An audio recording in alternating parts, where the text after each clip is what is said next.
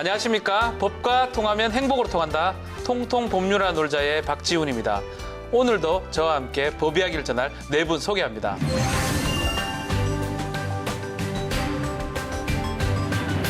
안녕하세요. 더 이쁘지셨네요. 네.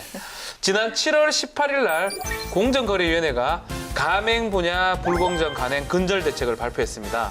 최근 가맹 분야에 골맞던 부분이 터져서 사회적 문제가 됨에 따라서 이러한 대책이 마련된 것인데 맞죠? 네, 맞습니다. 네. 이번 대책에는요, 고질적인 이 가불관계 해소를 위한 개선책과 가맹거래 공정화를 통한 가맹점주 권익보호 그리고 네. 건전한 가맹시장 조성을 목표로 6대 과제, 6대 과제 그리고 23개의 세부 과제를 수립했습니다. 네, 이 6대 과제를 2개로 나눠보면은 가맹 점주들의 권익 보호를 위한 게 3개가 있고요. 네. 그리고 가맹 본부의 불공정 관행을 개선하기 위한 게 3개가 있습니다. 또 공정거래위원회가 굉장히 지금 의욕적인데요. 네. 이것을 집중적으로 처리하기 위해서 TF를 구성해서 운영하겠다고 밝혔고요.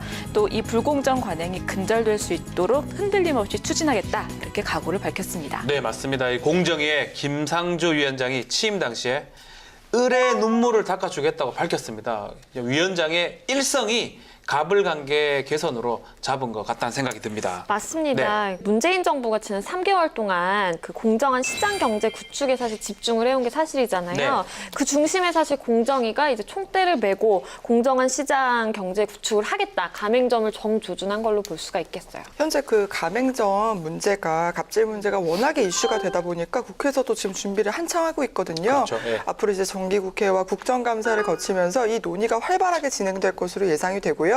그 문제점을 이제 제기하고 실태 파악을 하다 보면은 또 좋은 입법 법안으로 개선이 되지 않을까 기대가 됩니다. 네, 맞습니다. 그래서 우리도 오늘 가맹점에 대한 얘기를 나눠보려고 하는데요. 어떤 법을 봐야 됩니까? 네, 오늘 우리가 다룰 법은요. 네. 가맹사업거래의 공정화에 관한 법률, 좀 길죠. 우리가 줄여서 줄여주십시오. 가맹사업법이라고 가맹사업법. 하는 가맹사업법을 알아볼 건데요. 우리나라는 1970년대 후반에 네. 이 가맹사업이 도입이 됐어요. 그래서 외식뿐만 아니라 뭐 미용이나 교육 이렇게 전반적인 서비스 전반 분야에 이런 가맹사업이 도입이 됐는데요. 근데 이런 가맹사업에서 이 가맹본부랑 네. 가맹사업자 간의 가불관계가 이제 좀 문제가 됐죠. 그렇죠. 그래서 아무래도 약자편에 있는 이 가맹사업자, 이 가맹사업자가 가맹본부랑 대등한 지위에서 대등한 지위. 예, 어떤 영업활동을 할 수 있도록 가맹본부와 가맹사업자가 지켜야 될 준수사항을 정하고요. 또 가맹본부의 불공정 거래 행위를 금지하는 내용으로 가맹사업법이 2002년 5월 13일에 제정됐습니다. 정말 간단히 말해서는 가맹 사업을 할 때 불공정하게 하지 말라라고 만든 법률 같네요. 20대 국회에서 제안된 법안이 좀 많다고 그러는데 맞습니까? 네, 맞습니다. 네. 20대 국회 이 가맹사업법이요. 지금까지 39개가 발의가 됐거든요. 와. 그중에서 4개가 벌써 통과가 됐고 네. 35개가 아직 계류 중에 있습니다. 와. 이게 사실 그 숫자만 들으면 통과되는 그 확률이 되게 낮은 것 같아 보이는데 네. 사실은 좀 특이한 점이 계류 중인 16개의 법안이 최근 3개월 동안에 발의됐다는 게 조금 특이한 점이에요. 최근에 발의된 거구나. 예. 양 변호사가 말한 대로 네. 현재 위원회 심사 중에 있어요. 근데 이 불합리한 가불관계 해결뿐만이 아니라 사회적 문제가 되고 있으니까 아무래도 그런 것 같고요. 네. 가맹사업과 그 가불관계 분야에 있어서 각종 불공정 행위랑 소위 갑질 문화 근절하겠다는 게 이제 문재인 대통령의 공약이었지 않습니까? 네. 그렇기 때문에 앞으로 이제 활발한 논의와 함께 입법적 결실이 전망이 되고 있습니다. 네. 우리나라 최초의 가맹점 사업이 1977년 림스 치킨. 치킨이요? 예, 치킨. 77년이에요. 네. 역시 치킨이네요. 태어나기도 전이네요. 명동에 그 백화점에 있었는데 태어나기 네, 아니잖아요. 전이에요. 태어났잖아요. 아닌가요? 예. 제가 3살 때 문을 열었는데요. 저도 치킨 참 좋아하는데 이게 치킨이 그 어떤 그 프랜차이즈를 쓰면 이 맛이 있을 것이다. 그렇죠. 만큼 이 맛을 확실히 또 치킨 먹었다 맛있는 또 치킨 상표가 있습니다. 그렇죠. 제가 봤을 때는. 그래서 저는 치킨의 어떤 프랜차이즈를 많이 이용하는데 임방울에서 어떻습니까? 치킨 프랜차이즈 많죠. 네. 근데 그에 못지않게 많은 프랜차이즈. 저는 그 커피 전문점을 좀 자주 가요. 아. 그러니까 변호사 사무실에서 일하는 것보다 가끔 노트북 들고 그런 그 카페에 가면 그런 사람 많잖아요. 네, 머리가 네. 조금 잘 돌아가는 것 같은 느낌이 들 때가 있어요. 맞습니다. 저는 한강 가면은 꼭 치킨 시켜 먹고 맥주하고 같이 그죠? 그렇죠. 네. 족발도 시켜 먹고 맥주도 시켜 먹고 네네. 그런 외국인들이 정말 깜짝 놀란대요. 이렇게 배달 문화가 잘 돼 있냐고. 그렇죠. 주소도 없는데 찾아오니까요. 진짜 우리 깜짝 놀랐어요. 대단해. 우리 진짜로 그 큰 데에서도 알아서 와요. 그 그렇죠. 오토바이가 한강 둔치에서도 찾아서 들어오거든요. 우리나라가 가맹점이 어느 정도 됩니까? 우리나라는 그 가맹점 공화국이라고 해도 과언이 아닌데요. 한국공정거래조정원의 이제 조사에 따르면 2016년 기준으로 가맹점 브랜드 수는 5,273개래요. 브랜드만. 브랜드만? 브랜드만 5,000개가 넘고요. 아무래도 이 중에서 가장 많은 거는 외식업. 외식업이 4,017개, 76% 정도를 차지를 하고 있어요. 그런데 또 놀라운 거는 네. 올 6월에 이제 한 달간 가맹사업 정보 제공 시스템에 새롭게 등록한 브랜드만 128곳에 이르러요.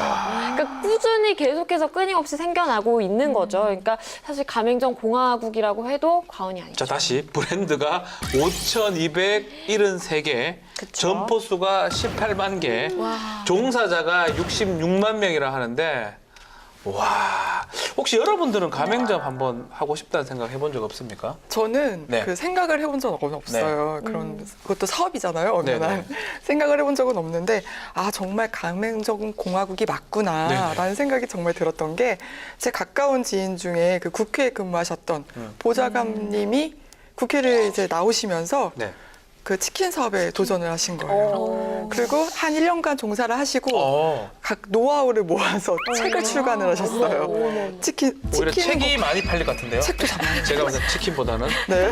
이런 프랜차이즈가 부업으로 그러니까 프랜차이즈를 하시는 분들도 네. 꽤 돼요. 그러니까 저희는 그 저희 남편 친구랑 그 친구의 와이프 그 부부도 전문직 부부인데 부업으로 샌드위치 가게를 열더라고요. 프랜차이즈로. 맛있겠다. 좋다. 아, 예. 물론 그게 큰 수익은 내고 있지 못하지만, 그러니까 아무 기술이나 어떤 경험이 없는 사람이 한번 쉽게 시작해 볼 수 있는 그런 것 같아요. 왠지 동화 프랜차이즈. 속의 부부 같아요. 샌드위치 같이 먹으면서. 아닙니다. 예. 우리 박세 기자는 네. 요즘에 이제 아빠가 이제 은퇴하실 때가 돼가지고 그렇죠. 네. 제 2의 인생을 어떻게 할까 그 가맹점을 좀 알아보고 있는데 네. 아무래도 음식은 너무 좀 힘들 것 같아가지고 커피 쪽을 좀 알아보고 있는데 커피가 워낙 많아가지고 맞아요. 이게 수익이 날려는 모르겠어요. 쉽지 않은 것 같습니다. 저는 예. 뭐 주변에 친구들이 직장인 친구들이 힘드니까 내가 나 때려치고 카페나 하나 하고 싶다 뭐 이런 그렇죠. 얘기를 해요. 근데 실제로 대박이 난 친구가 하나 있는데 정말 저희들 사이에서 이제 인생의 위너라고 불리고 있죠. 와, 지금 말한 것처럼 은퇴 후에 인생의 2막을 열라 그러면 이런 가맹 사업을 좀 하는 사람들이 좀 많은 것 같은데 이 18만 개가 지금 넘는다 그러니까 무엇을 선택할지 사실 어려울 것 같습니다. 네. 보니까 가맹점 수로 보면요 편의점이 일단 압도적으로 많다고 합니다. 편하잖아요. 그렇죠. 아닙니다. 제가 무슨 말을 할지 모릅니다. 예. 편의점이 네. 압도적으로 많은데요. 통계청이 발표한 자료에 따르면요. 편의점이 약 3만 개로요. 전체 가맹점 수에 가장 많았고 또 업종별 종사자 역시 11만 6천여 명으로 가장 많았습니다. 제가 새로 또 조사해 보니까 올해는 4만 개에 그 육박한다 그러고요. 이러다 보니까 한 집 건너 편의점이 하나씩 있어요. 맞아요. 맞아요. 또 어떤 곳은 아랫집에도 편의점이고 2층도 편의점이고 이런 데가 있어요. 그 집이요. 네. 이게 얼마 전에 논란이 된 집인데 부산의 한 건물에 반지하층에 편의점이 들어왔고 네. 그 1.5층이라고 해야 될까요? 1.5층에도 편의점이 들어와서 진짜 위아래가 편의점인. 와. 네, 그래서 좀 협치를 하는 게 안 나요, 이런 경우는? 팔 걸 좀 이렇게 분담을 해가지고. 얼마나 경쟁이 치열하겠어요. 아니, 같이 있다는 게 윗집 좀- 아랫집이면 아니, 위에서는 뭐. 조금- 입구도 비슷하거든요. 입구도. 어떡하지, 이거 참. 근데 치킨 심각하네. 굉장히 많이 네. 드시잖아요. 네네. 그 치킨집도 굉장히 많아요. 그래서 조사를 해봤는데 업계 5대 치킨 브랜드를 조사를 했는데 네. 지난 한 해 동안 치킨집 140여 곳이 문을 닫았고요. 네. 근데 동시에 532곳이 새로 문을 열었어요. 근데 진짜 우리가 좀 보면 치킨집, 커피숍, 편의점 진짜 한 집 건너 하나씩 맞아요. 있거든요. 너무 많아요. 왜 많아요, 왜 이렇게? 쉽게 쉽게 말해서 사실 제재할 수 있는 방안이 없기 네. 때문이라고 볼 수가 있어요. 2012년에 공정거래위원회가 너무 이게 가까이 너무 많다. 그래가지고 가맹점 유통 질서를 이제 바로 잡아야겠다라 그래서 모범 거래 기준이라는 걸 만들었어요. 네. 그래서 편의점이나 치킨집 같이 이제 많은 그런 가맹점들 같은 경우에 출점 거리를 사실 제한을 했었거든요. 거리 제한을 했구나. 2012년도 했었는데 이게 2년 뒤에 갑자기 2014년 5월에 이거는 기업 활동을 위축시킨다라 그래서 출점 그 제한을 없애버린 거예요. 그래서 사실 지금은 이제 출점 그 거리 제한이 없다 보니까 당사자들 간의 합의만 있으면 그냥 1, 2층에도 그냥 된다라고는 게 사실 현행 기준이기 때문에 네. 딱히 규제할 수 있는 방안도 없고 그러다 보니까 너무 경쟁이 치열해지기도 하죠. 치킨집이 진짜 한 집건 하나씩 있어요. 너무 많아요. 맞아요. 좋아요, 저는 그래서. 저는 어떤 빌딩 안에 치킨집이 정말 치킨 건물을 본 적 있어요. 아, 진짜요? 전부 다 치킨집만. 예, 정말 맛있어요. 예. 저는 좋습니다. 뭐 소비자 입장에서. 네, 예. 이런 문제 때문에 이제 가맹 본점에서 정하는 대로 실시를 하기 때문에 네. 현재 주요 가맹점의 영업 범위가 다 제각각입니다. 네. 2014년에서 2016년을 기준으로 봤을 때요. 치킨 매니아는 50m, 그리고 치킨베이와 깐부치킨 같은 경우에는 100m 등으로 이제 정해놨는데요. 이마저도 규정이 없는 브랜드들이 많기 때문에 네. 문제가 계속해서 벌어지고 있는 것 이게 같습니다. 가맹 점주하고 가맹 비용 부담에 또 인근 점포들까지 밥그릇 싸움까지 해야 되는데 해외는 좀 어떻습니까, 상황이? 해외는 네. 이렇지는 않은 것 같아요. 보니까 평균적으로 우리나라가 1년에 신생 브랜드가 500개씩 생기고요. 이야. 점포 수가 3만 개씩 늘어나거든요. 네. 근데 같은 기간에 일본은 매년 브랜드 20개. 20개요? 20개. 오히려 점포 약하네. 수는 5,000개. 5,000 개밖에 그러니까 안 좀 되구나. 제한을 하는 거죠. 우리나라만큼 이렇게 가맹 사업이 잘 되는 나라가 잘 없는 것 같은데 그래서 이 법들이 좀 있죠. 바뀐 네, 법들이. 있습니다. 네. 아까 현행법 좀 전에 말했듯이 네. 영업 범위에 대한 최소 범위 그 제한이 규정되어 있지 않아요. 그렇죠. 래서 아까 치킨 매니아가 50m였나요? 50m? 너무 가까운 50m뿐만 아니라 네. 10m를 영업 범위로 정해준 계약서도 있어요. 10m 붙어 사는데 거의. 네, 그렇죠.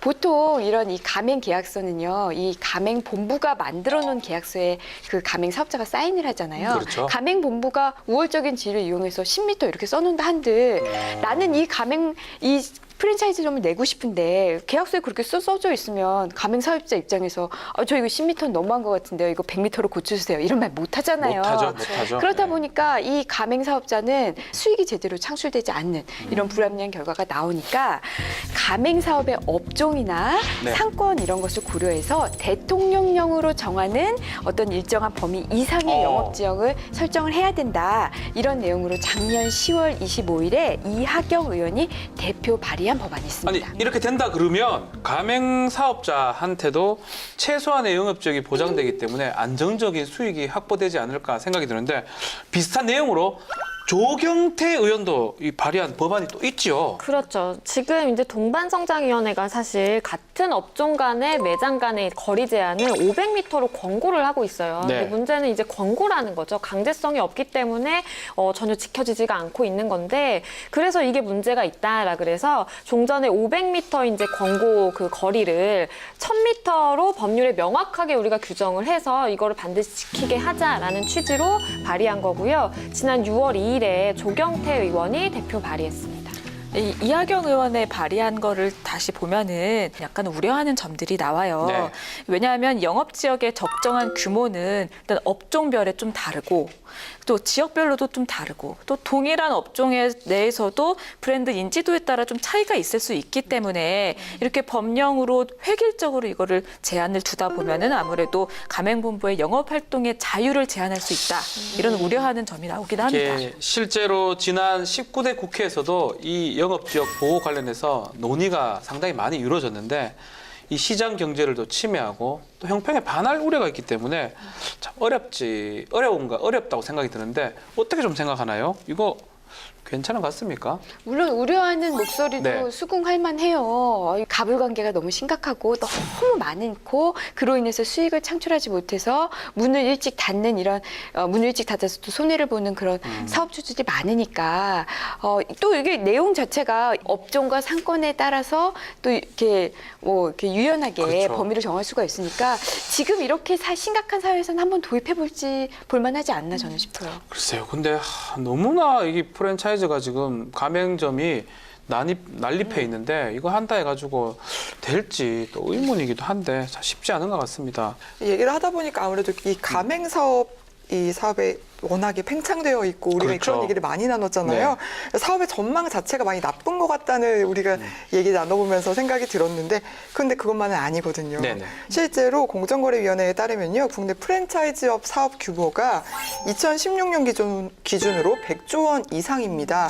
이 어떤 100조? 네, 100조 원이 넘어가는 상황이에요. 1999년에 45조 원이었거든요.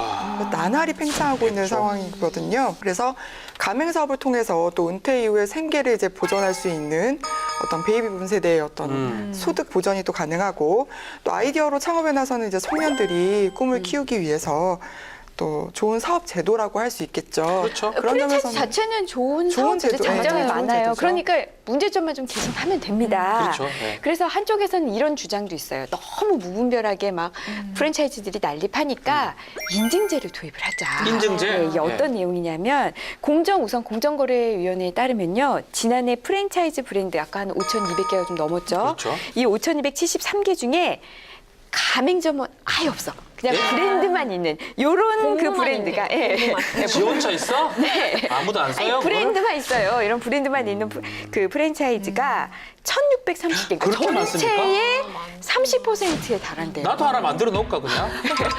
지훈이 치킨. 아이, 그래서 지훈이 100마리 치킨 하나 만들어놔야겠다. 그래서 네네네.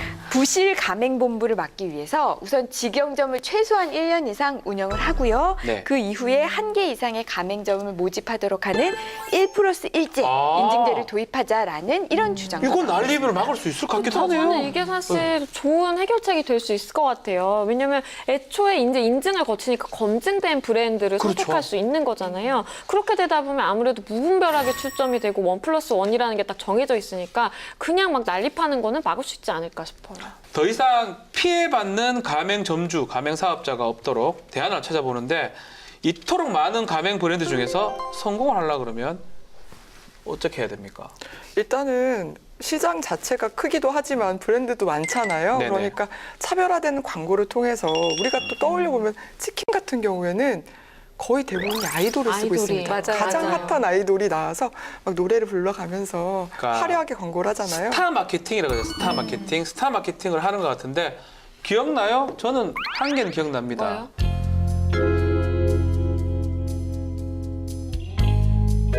제가 좋아하는 배우가 먹는 좀 매운 닭.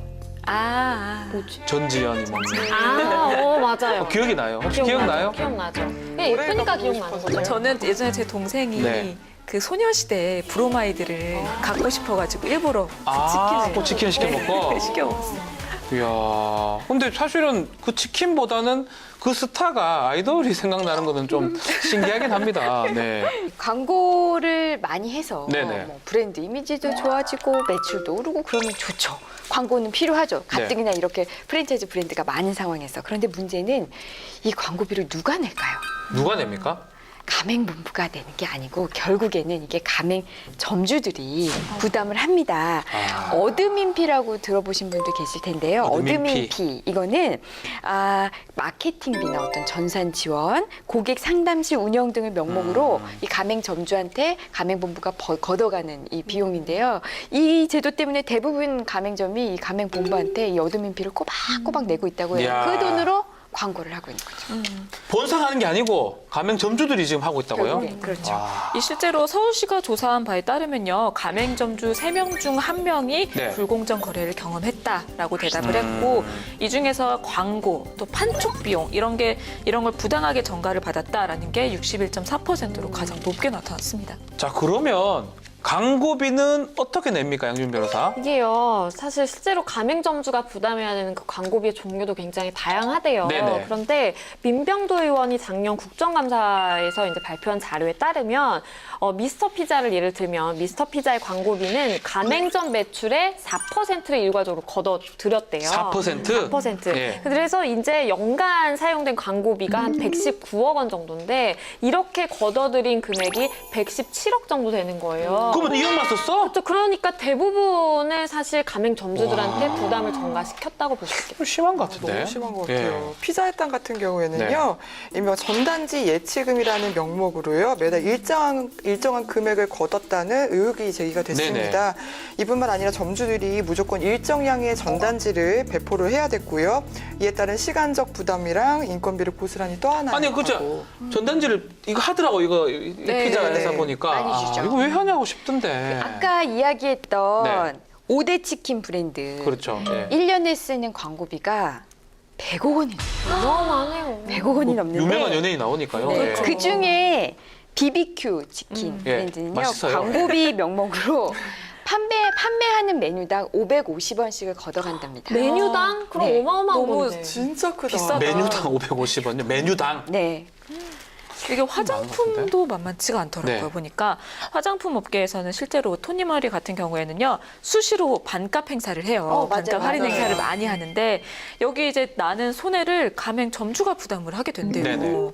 그렇게 하고 또 통신사 멤버십을 통해서 할인을 받잖아요. 그것도 이제 제휴 사업은 가맹 본점이 진행을 하는데 네. 이거에 대한 부담은 점주들이 지는 그런 구조로 돼 있다고 합니다.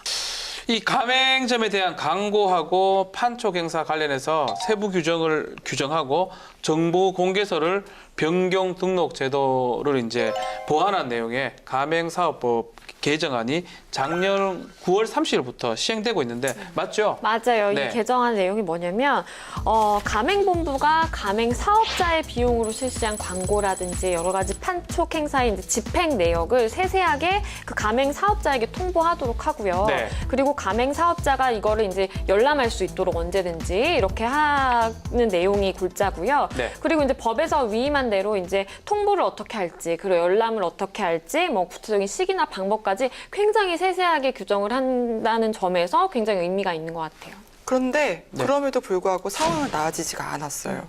그 이유가 뭐냐? 광고랑 판촉비 뭐 이런 내용을 사후에 통보를 하기 때문인데요. 사후에 가맹점주가 요구할 때 그때서야 이제 열람을 할 수 있게끔 그렇게 되어 있기 때문입니다. 그렇기 때문에 이제 일방적인 광고나 판촉 행사 같은 경우에는 여전히 가맹점주에게 예측하지 못한 비용으로 전가가 되고 있는 현실입니다. 그래서 이 문제를 해결하기 위해서 발의된 법안이 있지요. 그 광고나 판촉 행사, 제휴업체 할인 여기에 필요한 비용 그 일부나 전부를 지금 가맹 점주들에게 전가시키는 네. 거 이게 지금 이 가맹 본부의 갑질로 갑질이죠, 지적받고 갑질. 있는 네. 내용인데요. 그래서 아까는 다 쓰고 난 다음에 사후 통보했잖아요. 네. 그러지 말고 부담시키기 전에 반드시 가맹 사업자들, 가맹 본부들에게, 가맹 그 점주들에게 사전에 동의를 받아라. 사전 동의를 받아라. 그렇죠. 반드시 사전 동의를 받도록 하고 안 받는다. 그럼 제재해야죠. 과징금 부과합니다. 아. 자, 이런 내용으로 가맹점 사업자를 두텁게 보호하고 공정한 시장 경제가 정착될 수 있도록 하자라는 내용으로요. 지난 8월 2일 박찬대 의원이 대표 발의했습니다. 이거 어떻게 생각합니까, 양수 기자님? 이 현실 실태를 보고서 정말 화가 났었거든요. 네네. 분개했었거든요. 네. 이 광고와 홍보를 진행하고 나서 결국 이득을 얻는 거는 가맹 본점 아닌가요? 본인들이 이득 보죠, 제일. 본인들이 브랜드가 예. 팽창을 하고 홍보가 돼서 그러면서 수익을 올리는 것들도 결국은 본인인데 왜 브랜드 상품성 올리는 거를 가맹 업주들한테 부담을 시킬까? 이것도 나눠서 너무 안 좋은 것 같아요. 근데 이 네. 법안이 이제 뭐 100분의 80 이상의 사전 동의를 받도록 하자라는 이제 내용인데 저는 이제 동의를 받는다는 거는 굉장히 의미 있고 좋다고 생각을 해요. 근데 현실적으로 그 가불 관계가 해소되지 않는 이상 뭐 동의하라는데 누가 딱 손을 들고 저는 또 겁이 반대합니다. 나죠. 네. 누가 그럴 수 있겠어요. 그러니까 맞아요. 이게 사실 현실적으로 가불 관계가 개선이 되지 않으면 이 동의받는 게 현실적으로 실효성이 있을까라는 좀 의문은 있어요. 나가라고 하면 또 할 말이 그러니까요. 없으니까 사실 울며겨자 걱정스럽긴 합니다. 또 광고비하고 또 더불어서 좀 문제되는 게 가맹 점주들이 의무적으로 지불해야 될 비용이에요. 그 치킨집 같은 데 보면 치킨 뭐 필요하죠. 그렇죠. 그리고 이제 뭐 닭도 있어야 포장지 같은 거 있어야 되는데 이거를 일반 어떤 시장이나 딴 데서 구매하는 것보다 이쪽에서 구매를 하면 비싸다는 거예요. 이것도 좀 문제가 되는 거 아니겠습니까? 네, 맞아요. 네. 그 이거 미스터 피자의 치즈 통행세라고 논란이 화납니다. 갑자기 화가 날라 그래요. 있었는데요. 예. 네. 네. 그 피자니까 아무래도 치즈가 많이 올라가는데 네. 시중에서 7만 원대에 구입할 수 있는 10kg짜리 모짜렐라 치즈를 9만 원대에 공급을 한 거예요. 9만 원이에요? 네. 거기서만 쓰라 그러고 그러고. 그렇죠. 그것만 써야 되니까 가맹점주들이 딱 부담을 갖는 거죠. 그리고 치즈 그게 하는 회사는 가족 회사고요. 그렇죠. 네. 상황이 이렇다 보니까 오죽하면 가맹점 운영을 하려면 먼지를 빼고 다 본사로부터 사야 된다 얘기가 있는데 먼지 빼고. 왜 이런 일이 생기는 겁니까, 양진 변호사? 이게 사실 우리도 프랜차이즈를 이용을 하면서 어느 정도 기대하는 그 품질의 수준이 있잖아요. 네네. 그러니까 가맹본부에서는 이렇게 얘기를 하는 거예요. 우리는 통일된 서비스와 통일된 제품 수준을 유지를 해야 된다. 그러니까 다 우리를 통해서 뭐 부자재나 뭐 원료나 다 우리를 통해서 공급을 받아야 된다라고 이제 얘기를 하고 있는 그렇죠. 거죠. 그러다 보니까 가맹본부는 이걸 불투명하게 운영을 해버리면 사실 끝없이 폭리를 취할 수 있는 구조가 되는 거예요. 그래서 정말 화나는 게 뭐냐면 네. 이런 구조 때문에 족벌 경영, 가족 경영 맞아. 이런 걸 많이 해요. 가맹 사업에서. 네. 아까 말씀드렸다시피 미스터 피자의 경우에도 그 동생 부부가 소유한 물류 회사를 그 중간에 끼워 넣어가지고 50억 원의 그 이익을 빼돌렸고요.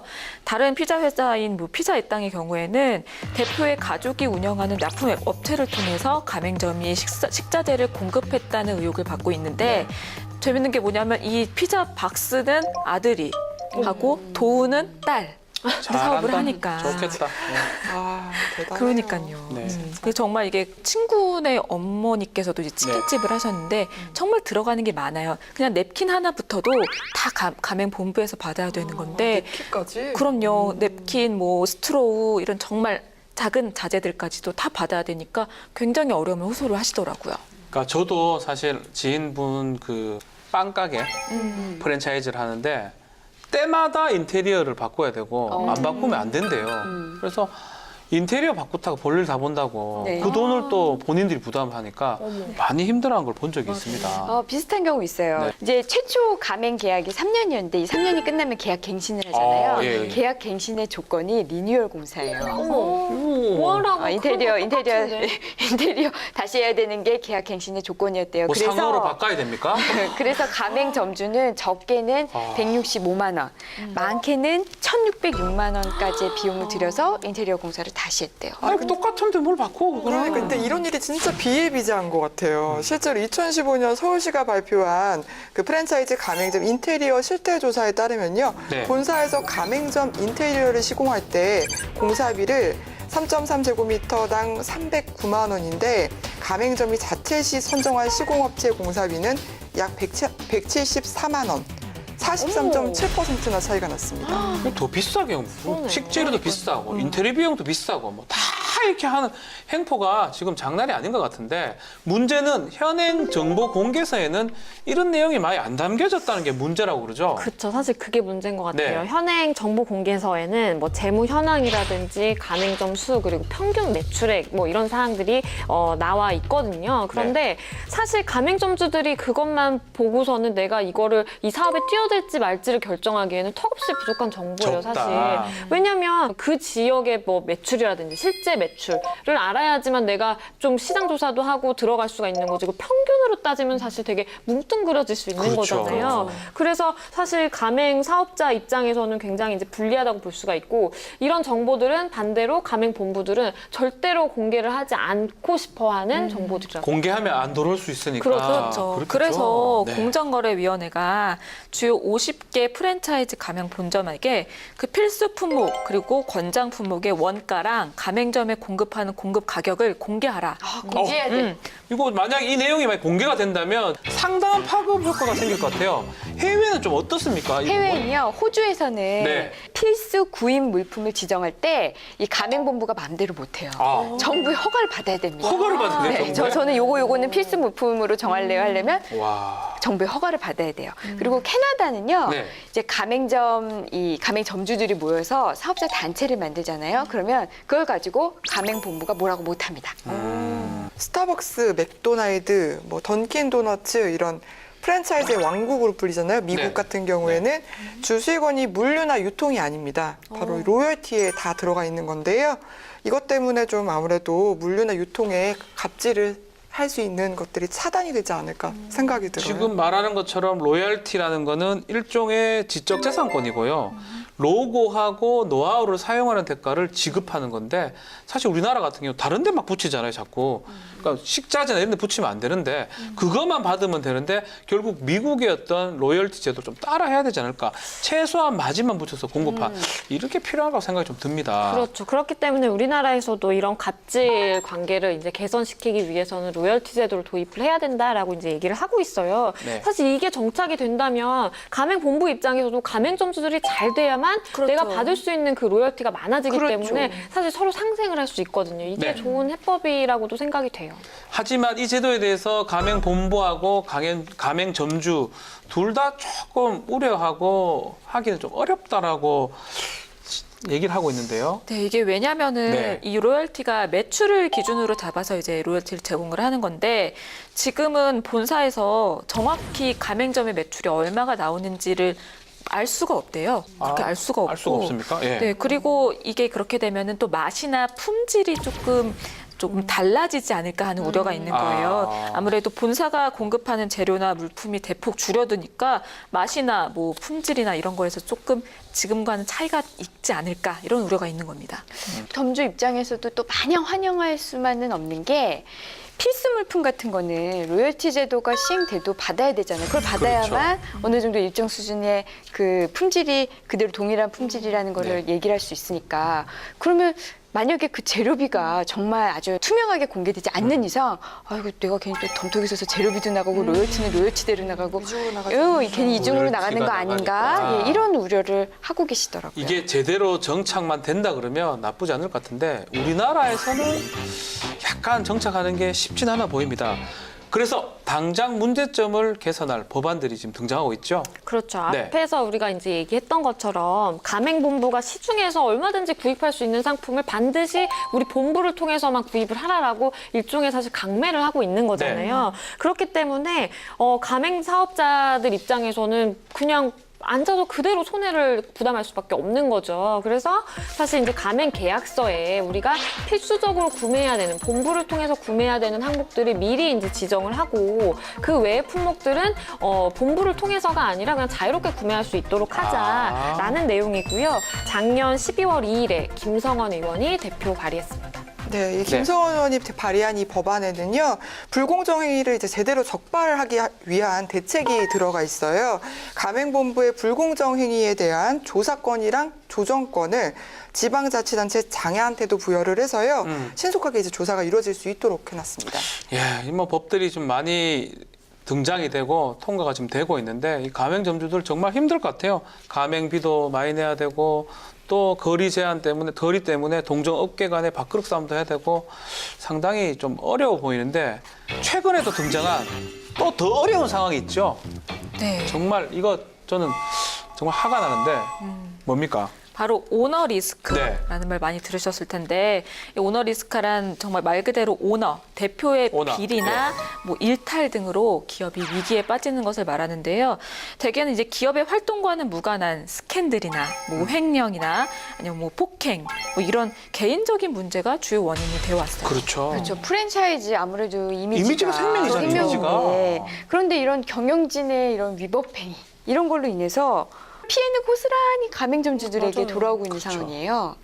이게 보면 제가 또 아는 것도 1리터 용량이 아닌데 그 용량을 속여서 했다 그래가지고 결국 불매운동 비슷한 게 일어나고 근데 가맹점주들만 가맹점 매출만 하락해가지고 상당히 손해를 많이 봤던 게 기억이 나는데 또 이거 말고 어떤 사건들이 있었죠? 아까도 뭐 얘기를 네. 했지만 가장 최근에 일어난 핫했던 사건이 호식이 2마리 치킨. 그게 그 네. 회장이 회사 직원을 성추행한 혐의로 입건이 되면서 SNS를 통해서 뭐 성추행범인 호식이 치킨 절대로 먹지 마세요 이런 불매 운동이 그렇죠. 일어나서 문제가 되기도 했었고요.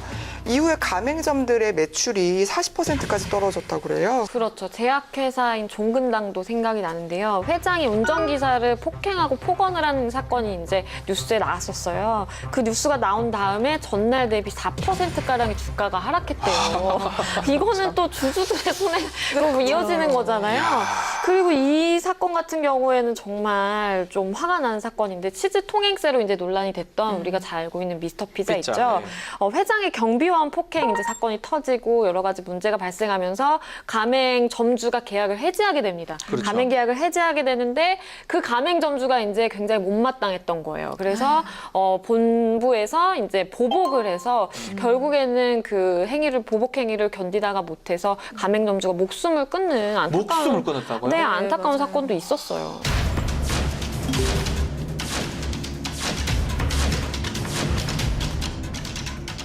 지금 우리가 계속 이야기를 이어가기 전에 우리 계속적으로 오늘 프랜차이즈 또 가맹점 얘기를 하다 보니까 상호를 언급하지 않을 수가 없습니다. 이해를 좀 해주시면 좋겠다 생각이 좀 듭니다.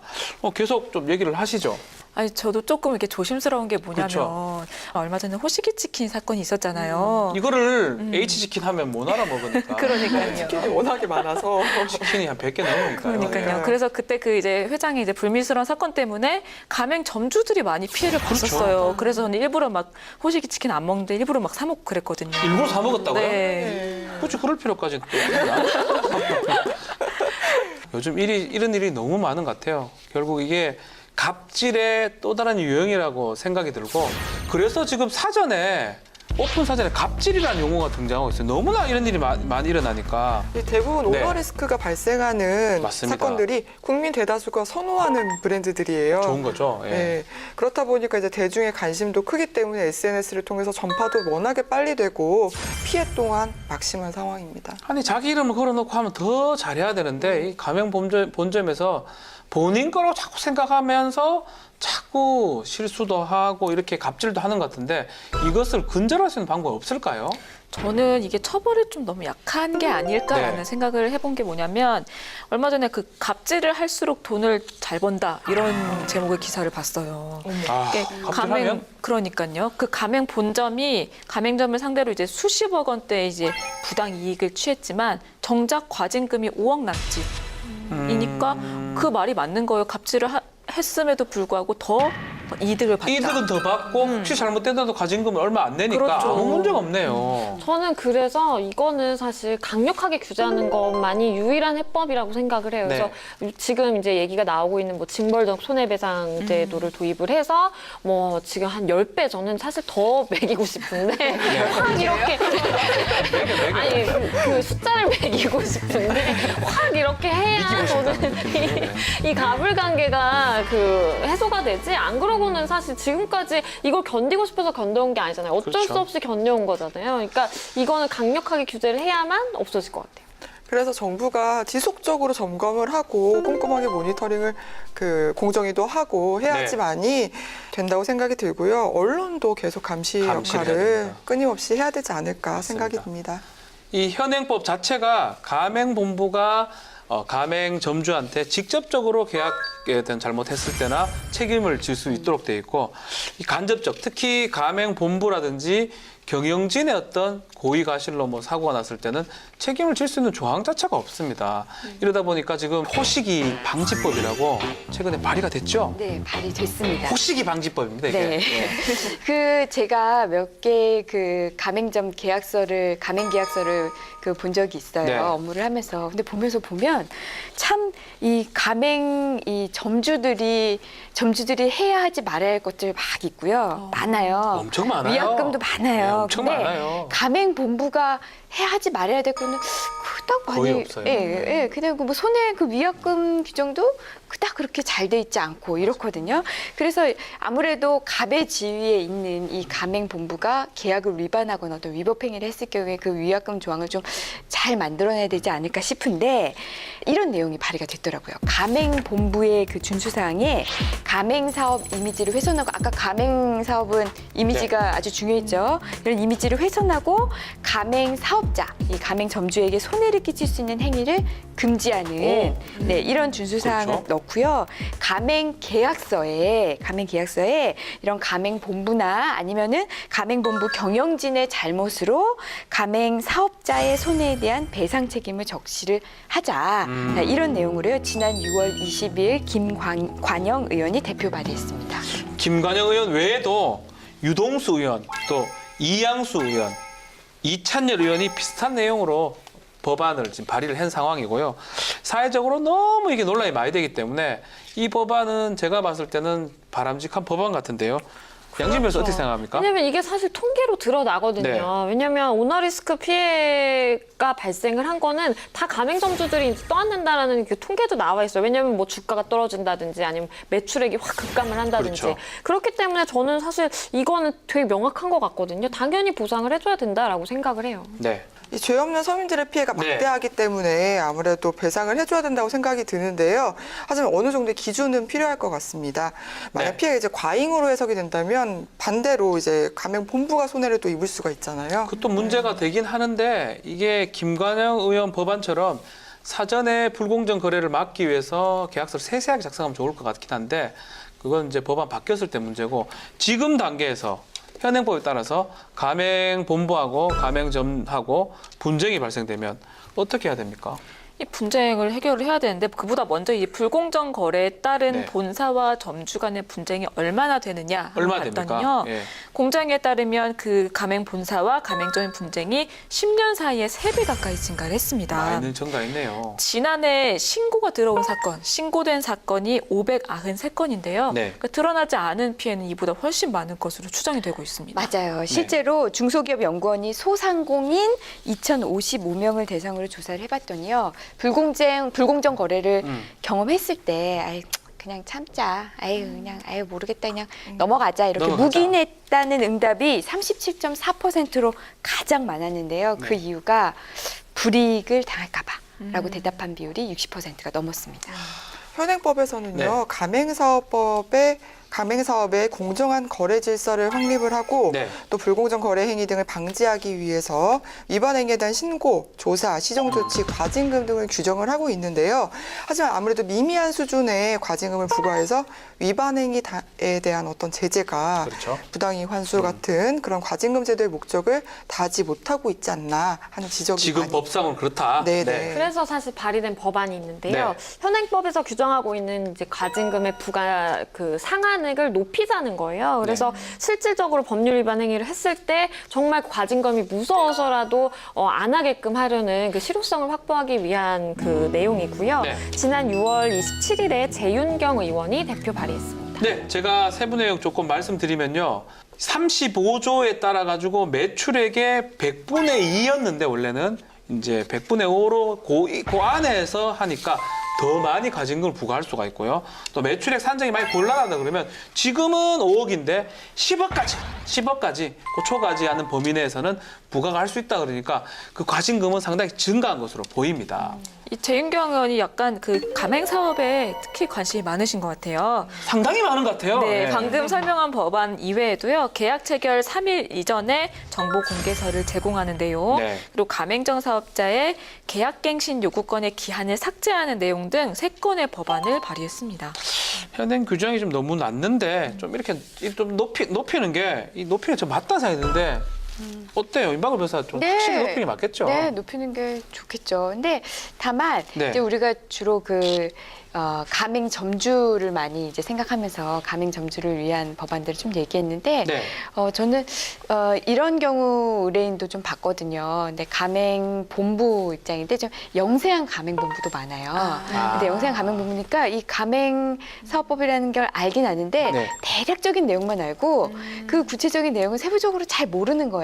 예를 들면 정보공개서를 줘야 된다만 알아요. 그래서 정보공개서 이렇게 막 보여준 거예요. 그럼 나는 할 거 다 있나 보다 생각을 하는데 이게 또 뭐 서면으로 이렇게 그렇죠. 다 줘야 되거든요. 근데 이분은 이걸 이메일로 보낸 거예요. 그러니까 위반이다, 위반. 네, 가맹 그 점주가 교육은 교육대로 다 받고 영업비밀 영업비밀대로 다 이제 음식 만드는 거였거든요. 레시피 다 받은 다음에 나 안 받았네, 나 안 맞아요, 할래 맞아요. 이러면서 비슷한 지역에서 그거와 유사한 사업을 하는 거예요. 근데 이런 경우도 봐서 저도 봤어요. 그분이 그러더라고요. 되게 젊은 분이었어요. 가맹본부 그 사장님이. 그래서 이거 좀 제대로 좀 알았으면 좋았을 텐데 하면서 아쉬워했던 그런 경험이 있어서 그 가맹본부 분들에게도 맞아요. 이분들이 법률 전문가는 아니잖아요. 그러니까 법을 잘 만드는 대신에 잘 또 가르쳐서 홍보도 좀 잘 돼야 될 것 같습니다. 우리가 오늘 좀 큰 브랜드 있는 가맹 본부의 갑질이라든지 나쁜 얘기를 했는데 실제로 임박을 변호사 말대로 영세하고 작은 가맹본부는 오히려 당하는 경우도 저는 많이 봤거든요. 맞아요. 다 배워가가지고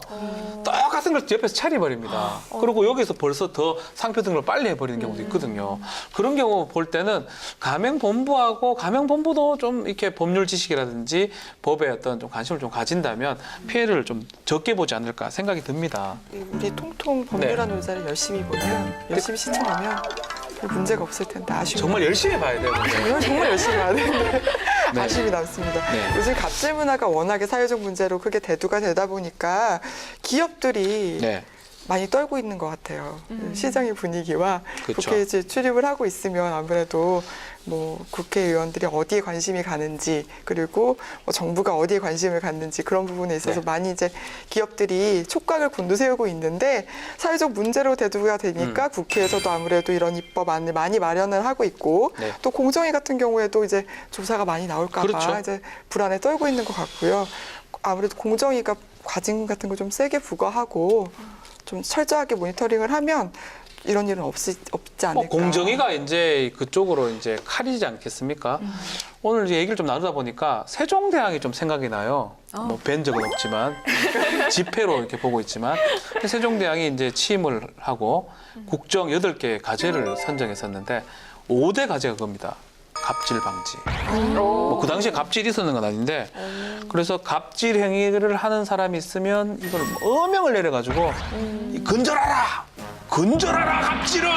뭐 이렇게 했다고 하는데 우리 현재 우리 정부도 갑질을 막는 거를 국정 기조로 삼은 만큼 정말 공정히 하고 정부에서 잘 해야 되지 않을까 생각이 듭니다. 마지막으로 지금 시행 중인 가맹사업법 우리 소개를 해드리면 좋을 것 같습니다. 네, 10월 19일부터 시행이 되는 내용인데요.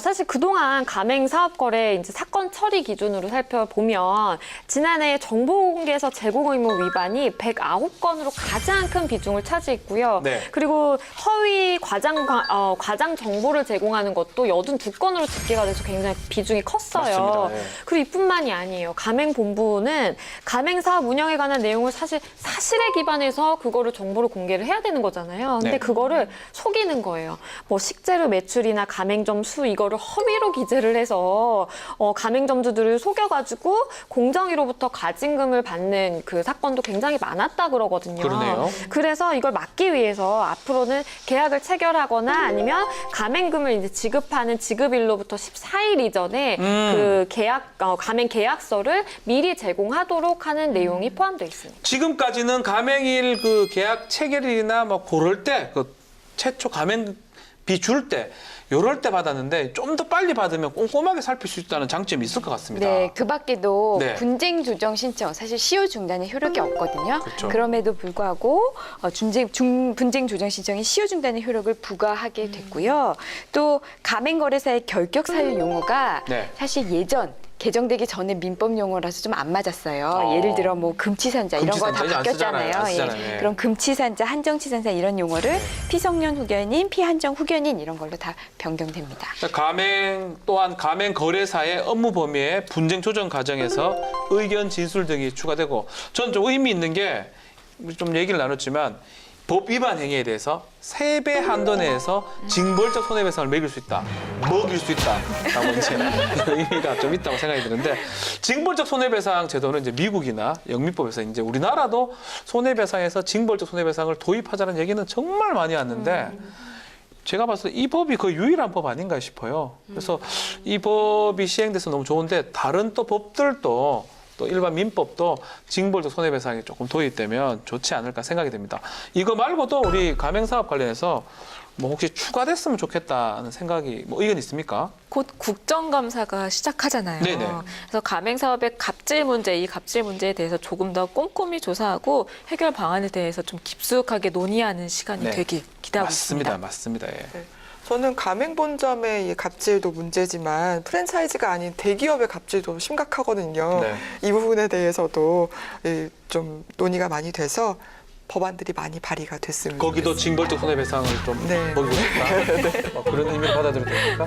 징벌적 손해배상 제도가 나쁜 게 아니에요. 미국에서 쓰고 있고 앞으로는 점차적으로 도입되지 않을까 생각이 듭니다. 우리나라의 가맹점은 하루 평균 114개가 생겨나고 66개가 문을 닫는다고 합니다. 누군가에게는 인생의 새로운 시작점일 수도 있는 가맹 사업이 한순간 물거품이 되지 않도록 법적, 사회적 제도가 마련되기를 바라면서 다음에도 행복으로 통하는 법 이야기를 가지고 돌아오겠습니다. 감사합니다. Together we'll be nice.